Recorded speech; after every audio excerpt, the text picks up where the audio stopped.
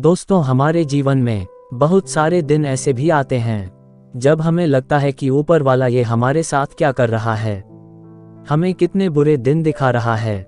जब भी हमारा मन का सोचा हुआ नहीं होता तो हम हताश हो जाते हैं और ऊपर वाले से बार बार यही फरियाद करते रहते हैं कि ये वक्त कब और कैसे बीतेगा। तब महान कवि हरिवंश राय बच्चन की यह पंक्ति मुझे बार बार याद आती है, मन का हो तो अच्छा, ना हो तो और भी अच्छा। इस पंक्ति में कवि ने हमें अच्छे से समझाया है, जब हमारे मन का नहीं कुछ होता है तब ऊपर वाले की मर्जी से चल रहा होता है। ऊपर वाला हमसे होशियार है और उसे हमेशा हमारी चिंता होती है। ऐसा भी हो सकता है कि हम परमात्मा से कोई छोटी चीज मांग रहे हो और वह हमें बहुत बड़ी चीज देने के लिए हमारी परीक्षा कर रहे हो। हमें अपने बुरे वक्त में हिम्मत ना हारते हुए निडरता से उस बुरे वक्त का सामना करना चाहिए और यही सोचते रहना चाहिए, हमेशा जो होता है परमात्मा की मर्जी से ही होता है। आज की कहानी में भी हमें यही सीख मिलती है। तो आइए सुने आज की कहानी। एक बार की बात है, एक राजा तलवारबाजी कर रहा था तो अचानक से उसके अंगुली में कट लग गया। तो पास खड़े मंत्री अचानक बोल उठे, राजा साहब चिंता ना करें, जो होता है अच्छे के लिए होता है। ये सुनते ही राजा को गुस्सा आ जाता है।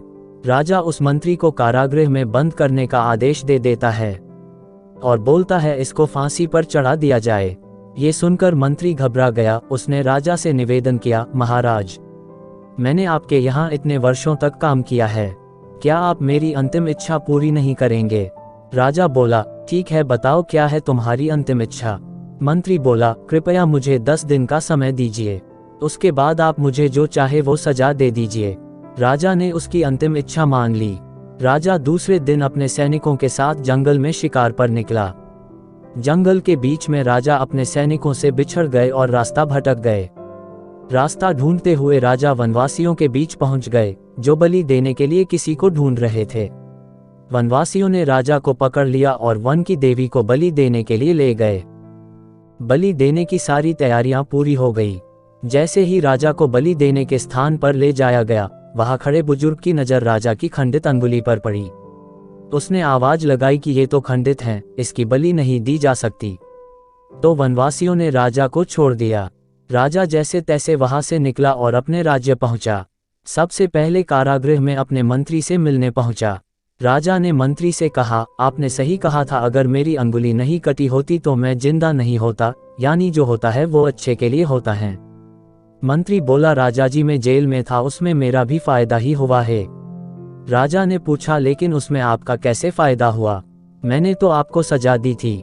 मंत्री बोला, मैं आपके साथ शिकार पर हमेशा रहता हूँ, कल भी मैं आपके साथ ही रहता, आपको छोड़ने के बाद वो लोग मुझे पकड़ लेते, मगर मेरी उंगली तो खंडित नहीं थी, तो मेरी बलि चढ़ जाती, इसलिए मेरे साथ भी जो हुआ अच्छा हुआ।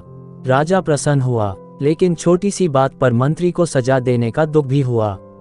इसलिए राजा ने मंत्री को कारागृह से निकालकर फिर से अपने साथ रख लिया।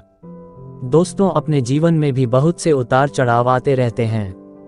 कभी कभी कुछ चीजें मन मुताबिक नहीं होती हैं। इस कारण से कभी निराश नहीं होना चाहिए। हमेशा याद रखें, जो होता है अच्छे के लिए होता है।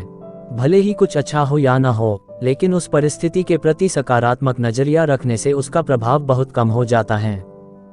दोस्तों, आज की कहानी आपको कैसी लगी कमेंट में जरूर से बताइए। चैनल को लाइक और सब्सक्राइब कीजिए। कहानी को हो सके इतना ज्यादा से ज्यादा शेयर कीजिए। धन्यवाद।